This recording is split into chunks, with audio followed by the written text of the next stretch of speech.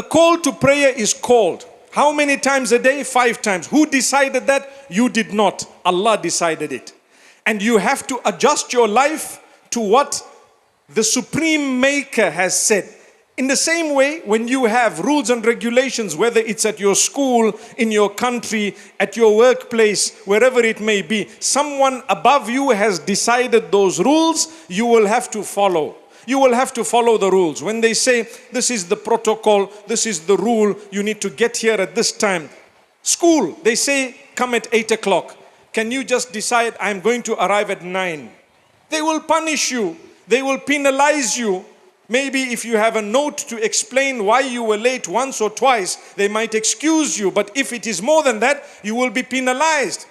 So when Allah has disciplined you 5 times a day to fulfilling the connection with Him at specific times, one of the fringe benefits is that you become a disciplined person even with your timing. May Allah Almighty make us from among those. Then you stand in a row. The Imam says, Istawu, istawu.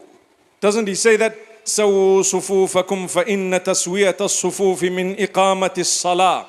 Straighten the rows. Stand shoulder to shoulder. Stand all in one line. For indeed, straightening the row is part of the completion of your salah.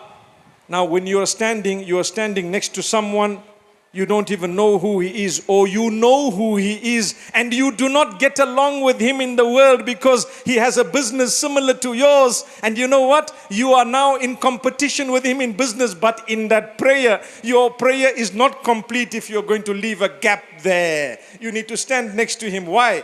No matter what, you are part of the ummah. You will have to stand next to the guy next to you. He is tall, he is short. You like him, you don't like him. He is a Muslim.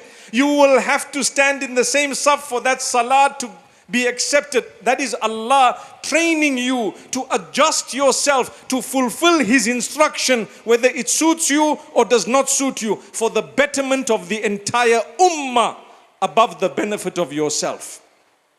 I need to stand in a row. I'm one. I'm one of so many. I'm not alone.